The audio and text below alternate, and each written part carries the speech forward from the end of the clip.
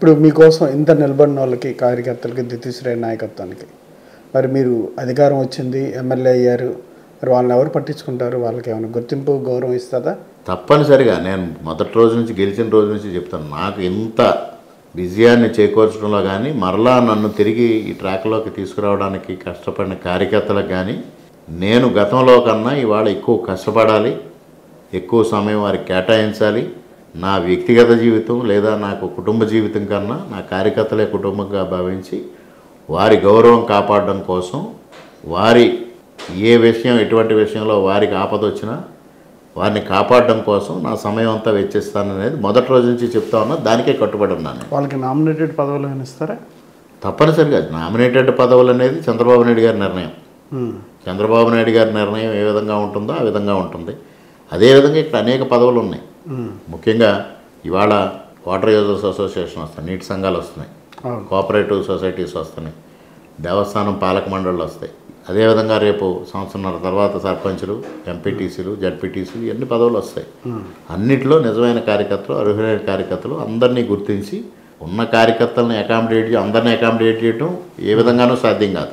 ఎందుకంటే కార్యకర్తల సంఖ్య ఎక్కువ ఉంటుంది, పదవుల సంఖ్య తక్కువ ఉంటుంది.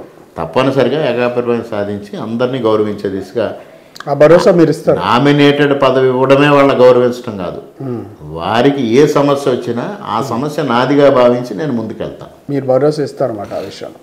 కాసేపు మాజీ ఎమ్మెల్యే దగ్గరికి వద్దాం. ఆయనకి సంబంధించి జాగ్రత్తగా ఉండండి, మళ్ళీ మేమే అధికారంలోకి వస్తాం, అధికారులు కానీ ప్రజాప్రతినిధులు కానీ జాగ్రత్త వహించండి అంటున్నాడు. అంటే లిటిల్గా ఆయన వార్నింగ్, స్వీట్ వార్నింగ్లా ఇస్తున్నారు. దాన్ని ఎట్లా చూస్తారు? దాన్ని ఇవాళ జారిపోతున్న కార్యకర్తలను కాపాడుకోవడం కోసం అక్కడ జగన్మోహన్ రెడ్డి అదే స్ట్రాటజీ, ఇక్కడ సూర్యనారాయణ రెడ్డి గారిది అదే స్ట్రాటజీ. ఎందువలన అంటే మీకు ఒక్కటే విషయం ఆలోచన చేయండి. వారు అతి నమ్మకం. 56,000 మెజారిటీ వచ్చింది నాకు, పోతే 10,000 పోతుంది, 20,000 పోతుంది, 30,000 పోతుంది, చివరికి వచ్చేటప్పటికి 40,000 పోతుంది.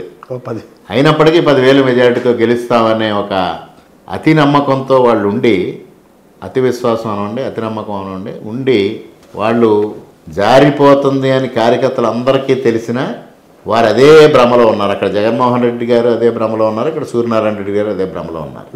ఈరోజు ఆయనకి 56,000 గత ఎన్నికల్లో మెజారిటీ వస్తే అది పోయి 20,000 నాకు మెజారిటీ వచ్చింది. అంటే ఎంతమంది గతంలో వైఎస్ఆర్సీపీకి ఓట్లేసిన ప్రజలు తిరిగి ఇటు ఓటేశారనేది ఒక్కసారి ఆలోచన చేసుకోవాలి.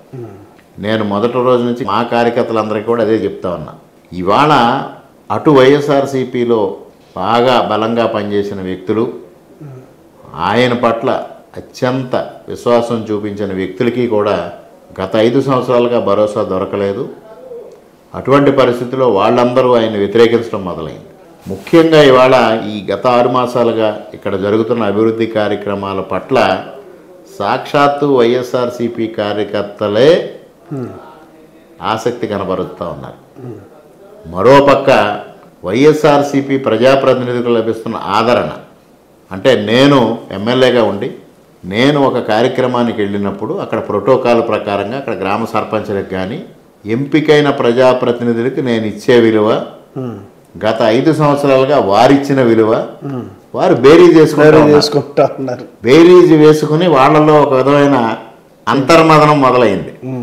ఇవన్నిటి నుంచి తాను రక్షించుకోవాలి అని అనుకుంటే ఈ విధంగా మాట్లాడితే తప్పించి మరలా తన గూటిలో ఉన్న పక్షులన్నీ తన గూటిలో ఉండవు, పక్క గూటికి వెళ్ళిపోయే ప్రమాదం ఉందనే ఆలోచనతో ఈ విధమైన మాటలు మాట్లాడుతున్నారు తప్పించి అది వార్నింగ్ కాదండి. అది వార్నింగ్ కాదు. ఆయనకి అంత సమర్థత, అంత సత్తా లేదు అనేది ఎమ్మెల్యేగా ఉండగానే నిరూపణ అయ్యింది.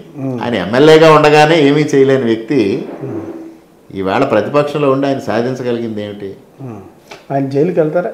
నేను ఇందాకే చెప్పా, చట్టం నిర్ణయిస్తుంది, న్యాయం నిర్ణయిస్తుంది, మేము కాదు.